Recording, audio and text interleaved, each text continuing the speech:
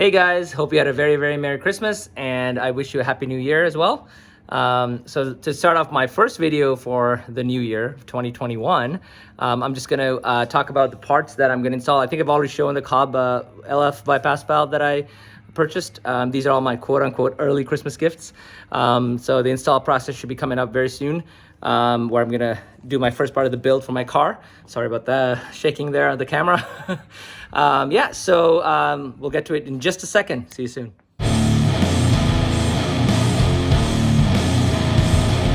Okay guys, so these are the items for my build that's coming up. So the first one is an IAG Street Series AOS, air oil separator. A lot of these, just a side note, not a lot, but a significant amount of the items that I bought is more for, I guess, quote unquote, reliability mods.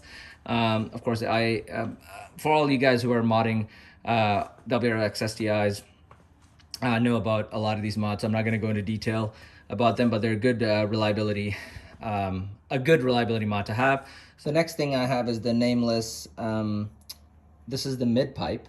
So for the 2019 plus STI, which will obviously fit my 2020. And it's going to complete the catback exhaust system. And it's going to hook right up to my stock downpipe for now, until I do the downpipe in another build. So yeah, I just wanted to complete the catback system because I already have the nameless axle back exhaust, which I love, and it sounds really great. So hopefully this will give it a more deeper tone, and we'll see how that works. All right, so over here, I have my Cobb Access Sport. It's all sealed up. And over here, I have the Cobb LF bypass valve that I've already showed on my video. And over here, I have my Cobb 3-point boost control solenoid, or EBCS. So those are the three parts that are going in. Bull Rally Blue Cobb Access Sport faceplate, because I have World Rally Blue STI, so why not? I bought this Cobb Access Sport mount, and it's supposed to go on the A-pillar, I believe. So I'm gonna hook that up and have my Cobb Access Sport right up on my A-pillar, so should be good. The next one I have is the Killer Bee oil pickup and baffle kit. Again, this is more of a, I guess, a preventative or reliability mod. I do want to take my car to the track, once or twice a year, and when I'm taking hard turns, to prevent oil from sloshing around, I guess, getting the crankcase. It's good to have. So yeah, that's there, and that is the Cobb SF intake that I have going in there, along with the Cobb airbox for the intake. Again, this is, with the boost controller, it's probably going to be just around 18 pounds of boost is what the tuner tells me when I get it pro-tuned and installed. And I'm really hoping for around 300 wheel horsepower and similar torque figures on this build. As the only performance quote unquote mods will be just the SF intake and the boost controller, and of course the Access Sport for with the pro tune that I'm getting. So that's about it really for performance mods. The rest are reliability mods. I guess I can count in the nameless mid pipe, but that's not really anything but for sound. I don't know if I'm going to get any performance out of it. But again, I love the performance already as is. The 2020 STI has already the updated internals of the 2018 Type RA, so I'm happy with that. With the upgraded cast, I believe, pistons. So yeah, guys, these mods are not going to provide huge horsepower. I'm really hoping for 300 wheel horsepower, 300 wheel torque, and that's what, about 340 or 350 wheel horsepower, wheel torque at the crank. So that's already quite fast as it is for this car.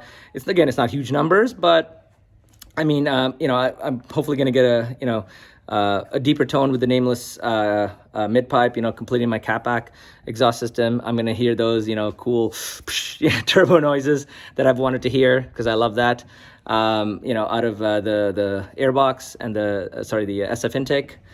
So yeah, so that, and then of course the increased booster on 18 PSI from, I think it's 16.2 stock here. So it's not going to be a huge improvement, I would imagine, but it's going to be just that extra bit that I really wish Subaru, gave out of the factory, right? Just like I, painted my wheels, or powder coated my wheels. What is it? Gold with the red calipers. You know, I really wish Subaru did all this out of the factory. You know, but it is what it is, and at least, you know, I'm blessed to be able to do this aftermarket, right? So that's it. The only other thing I'm really going to do for the rest of the build for this car is, I mean, I'm not going to go crazy horsepower. I do understand that the EJ Motors have a limit where you can push it, and I don't want to get anywhere near close to that, because I want to enjoy the car. I want to take it to the track once or twice a year. I don't want to be, you know, stranded right on the track or something, you know. So what I'm really thinking is the next, maybe later this year, I will want to get the downpipe, and then of course when I get the downpipe, I'll have to upgrade the fuel system. So I'll get the Cobb fuel system, upgrade the 1050X injectors, the fuel pump, fuel pressure regulator, and all that. And then the downpipe. So I'm not going to go E85, I think, at least for now. I'm just going to keep it at 91 octane gas, and just you know, have those updates for the downpipe, the fuel system, and maybe I'll get an up pipe as well, the Cobb up pipe, because I heard that it, you know, it makes the turbo spool faster. And leave it at that. Leave it at the stock turbo. I already have the bypass valve, the Cobb aftermarket bypass valve, the LF bypass valve, so I'm going to be happy with that. Maybe I'll increase the boost from 18 to maybe 19 or 20, hopefully, and that's about it. And then I'll leave the car that. If I can get, you know, 340 at the wheels with all that, which is, I don't know, 380, 390, maybe just under 400 at the crank, I'm really happy. I'll just leave the car like that, and just enjoy the car. If I want to get if I want faster numbers, like, you know, 450, 500, 600 horsepower, I'm gonna have to buy a faster car at that point. I don't want to push this car. I understand E85 burns cooler, and that's what I've been researching, and the tuner tells me, even though that it does burn cooler a little bit, or it's, you know, you're still putting a lot of more tension on the engine, the pistons, and everything, because you are going faster, the car's working harder, and that's, you know, it's more prone to fail. So with E85, I probably would get that 400 horsepower mark, but I don't want to do that. I don't want to I don't want to rebuild the engine. I don't want to, you know, have a built engine. The car is fast enough as it is.